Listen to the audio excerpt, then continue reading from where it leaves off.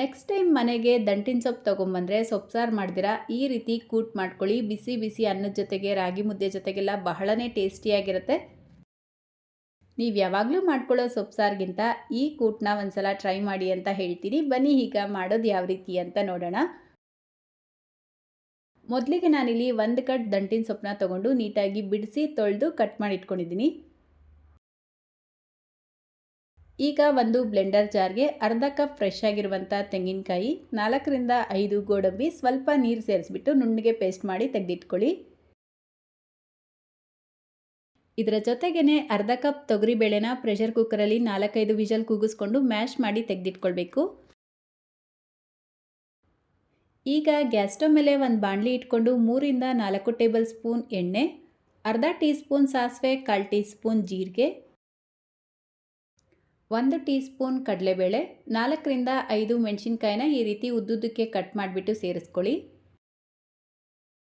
ಈಗ 1 ಗಡ್ಡೆ ಬೆಳ್ಳುಳ್ಳಿನ ಬಿಡಿಸಿ ಸಣ್ಣ ಸಣ್ಣದಾಗಿ ಕಟ್ ಮಾಡಿಕೊಂಡು ಸೇರಿಸ್ಕೊಂಡಿದ್ದೀನಿ. ಈ ಕೂಟ್ ಮಾಡ್ಕೊಳ್ಳೋದಕ್ಕೆ ಬೆಳ್ಳುಳ್ಳಿ ಸ್ವಲ್ಪ ಹೆಚ್ಚಿಗೆ ಉಪಯೋಗಿಸ್ಬೇಕು, ಟೇಸ್ಟ್ ಚೆನ್ನಾಗಿರುತ್ತೆ. ಇದರ ಜೊತೆಗೇ ಸ್ವಲ್ಪ ಕರಿಬೇವಿನ ಎಲೆ, 1/4 ಟೀ ಸ್ಪೂನ್ ಇಂಗು ಪೌಡರ್ನ ಸೇರಿಸ್ಬಿಟ್ಟು ಫ್ರೈ ಮಾಡ್ಕೊಳ್ತಾ ಇದ್ದೀನಿ. ಈಗ ಇದಕ್ಕೆ ಮೀಡಿಯಮ್ ಸೈಜ್ದು 2 ಈರುಳ್ಳಿ ಸೇರಿಸ್ಬಿಟ್ಟು ಈರುಳ್ಳಿ ಟ್ರಾನ್ಸ್ಪರೆಂಟ್ ಆಗೋವರೆಗೂ ಇದೇ ರೀತಿ ಮಿಕ್ಸ್ ಮಾಡ್ಕೊಳ್ತಾ ಫ್ರೈ ಮಾಡ್ಕೊಳ್ಬೇಕು. ಜೊತೆಗೇ 2 ಒಣಮೆಣಸಿನ್ಕಾಯಿನೂ ಸೇರಿಸ್ಕೊಂಡಿದ್ದೀನಿ. ನೋಡಿ, ಈರುಳ್ಳಿ ಟ್ರಾನ್ಸ್ಪರೆಂಟ್ ಆಗಿದ ತಕ್ಷಣ ಇದಕ್ಕೆ ಅರ್ಧ ಟೀ ಸ್ಪೂನ್ ಧನಿಯಾ ಪುಡಿ, 1/4 ಟೀ ಸ್ಪೂನ್ ಅಚ್ಕಾರದ ಪುಡಿ, 1/4 ಟೀ ಸ್ಪೂನ್ ಅರಿಶಿನ ಸೇರಿಸ್ಕೊಂಡು ಮಿಕ್ಸ್ ಮಾಡ್ಕೊಳ್ತಾ ಇದ್ದೀನಿ. ಖಾರದ ಪುಡಿನ ಕಡಿಮೆನೇ ಸೇರಿಸ್ಕೊಳ್ಳಿ, ಇಲ್ಲಾಂದರೆ ಗ್ರೇವಿ ಕಲರ್ ಚೇಂಜ್ ಆಗುತ್ತೆ. ಈಗ ಇದಕ್ಕೆ ಮೀಡಿಯಮ್ ಸೈಜ್ದು 3 ಟೊಮೆಟೊನ ಸೇರಿಸ್ಕೊಂಡು ಒಂದು 4 ರಿಂದ 5 ನಿಮಿಷ ಟೊಮೆಟೊ ಸಾಫ್ಟ್ ಆಗೋವರೆಗೂ ಫ್ರೈ ಮಾಡ್ಕೊಳ್ಬೇಕು.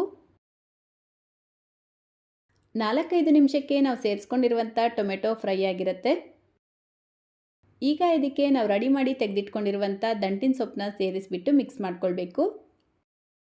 ನೋಡಿ, ಸೊಪ್ಪು ಸೇರಿಸ್ಬಿಟ್ಟು ಈ ರೀತಿ ನೀಟಾಗಿ ಮಿಕ್ಸ್ ಮಾಡಿಕೊಂಡು ಲಿಡ್ನ ಕ್ಲೋಸ್ ಮಾಡಿ ಒಂದು 10 ನಿಮಿಷ ಇದನ್ನ ಫ್ರೈ ಆಗೋದಕ್ಕೆ ಬಿಡಬೇಕು. ಇನ್ ಬಿಟ್ವೀನ್ ಮಿಕ್ಸ್ ಮಾಡ್ಕೊಳ್ತಾ ಫ್ರೈ ಮಾಡ್ಕೊಳ್ಳಿ, ನೀರು ಸೇರಿಸ್ಕೊಳ್ಬಾರ್ದು. ಕರೆಕ್ಟಾಗಿ 10 ನಿಮಿಷಕ್ಕೆ ದಂಟಿನ ಸೊಪ್ಪು ಚೆನ್ನಾಗಿ ಫ್ರೈ ಆಗಿ ನೀರು ಬಿಟ್ಕೊಂಡಿರುತ್ತೆ. ನಾನು ಇದಕ್ಕೆ ಎಕ್ಸ್ಟ್ರಾ ನೀರು ಸೇರಿಸ್ಕೊಂಡಿಲ್ಲ. ಈಗ ಇದಕ್ಕೆ ನಾವು ಮೊದಲೇ ರುಬ್ಬಿಟ್ಕೊಂಡಿರುವಂಥ ತೆಂಗಿನಕಾಯಿ ಪೇಸ್ಟ್ ಏನಿದೆ ಅದನ್ನು ಸೇರಿಸ್ಕೊಂಡು ಬೇಯಿಸಿ ಮ್ಯಾಶ್ ಮಾಡಿ ತೆಗೆದಿಟ್ಕೊಂಡಿರುವಂಥ ತೊಗರಿಬೇಳೆನ ಸೇರಿಸ್ಕೊಳ್ಬೇಕು. ಇದಕ್ಕೆ ಎಕ್ಸ್ಟ್ರಾ ನೀರು ಸೇರಿಸೋದೇನು ಬೇಡ, ಹಂಗೂ ಬೇಕು ಅಂತ ಅನಿಸಿದ್ರೆ ಮಾತ್ರ 1/4 ಲೋಟ ನೀರು ಸೇರಿಸ್ಕೊಳ್ಬೋದು. ಈಗ ಲಾಸ್ಟಲ್ಲಿ ಇದಕ್ಕೆ ರುಚಿಗೆ ತಕ್ಕಷ್ಟು ಉಪ್ಪು, ಒಂದು ಸ್ವಲ್ಪ ಕೊತ್ತಂಬರಿ ಸೊಪ್ಪನ್ನ ಸೇರಿಸ್ಬಿಟ್ಟು ಮಿಕ್ಸ್ ಮಾಡಿಕೊಂಡು ಮತ್ತೆ ಲಿಡ್ನ ಕ್ಲೋಸ್ ಮಾಡಿ 5 ನಿಮಿಷ ಕುದಿಯೋದಕ್ಕೆ ಬಿಡಬೇಕು. ಇನ್ ಬಿಟ್ವೀನ್ ಮಿಕ್ಸ್ ಮಾಡ್ಕೊಳ್ತಾ ಕುದಿಸ್ಕೊಳ್ಳಿ, ಇಲ್ಲಾಂದರೆ ತಳ ಹಿಡಿಯುತ್ತೆ. ನೋಡಿ, ನಾನಿಲ್ಲಿ 5 ನಿಮಿಷ ಇದನ್ನು ಮಿಕ್ಸ್ ಮಾಡ್ಕೊಳ್ತಾ ಕುದಿಸ್ಕೊಂಡಿದ್ದೀನಿ. ಗ್ರೇವಿ ಚೆನ್ನಾಗಿ ಕುದ್ದು ಆಯಿಲ್ ಸಪ್ರೇಟ್ ಆಗಿರುತ್ತೆ. ಈ ರೀತಿ ಎಣ್ಣೆ ಸಪ್ರೇಟ್ ಆದರೆ ದಂಟಿನ ಸೊಪ್ಪಿನ ಕೂಟು ರೆಡಿಯಾಗಿದೆ ಅಂತ ಅರ್ಥ. ನೀವು ಚಪಾತಿ ಜೊತೆಗೆಲ್ಲ ಮಾಡ್ಕೊಳ್ತೀರಾ ಅಂದರೆ ಇನ್ನೂ ಒಂಚೂರು ಗಟ್ಟಿಯಾಗೆ ಮಾಡ್ಕೊಳ್ಳಿ. ರೈಸ್ ಜೊತೆಗೆ ಮಾಡ್ಕೊಳ್ತೀರಾ ಅಂದರೆ ಈ ಕನ್ಸಿಸ್ಟೆನ್ಸಿ ಪರ್ಫೆಕ್ಟಾಗಿರುತ್ತೆ. ಸೊ ನಾನು ಆಗಲೇ ತಿಳಿಸ್ದಾಗೆ ಬಿಸಿ ಬಿಸಿ ರಾಗಿ ಮುದ್ದೆ, ಅನ್ನ, ರೊಟ್ಟಿ, ಚಪಾತಿ ಜೊತೆಗೆ ಈ ದಂಟಿನ ಸೊಪ್ಪಿನ ಕೂಟು ಸಖತ್ತಾಗಿರುತ್ತೆ. ಸೊ ಮಿಸ್ ಮಾಡಿದ್ರೆ ಟ್ರೈ ಮಾಡಿ.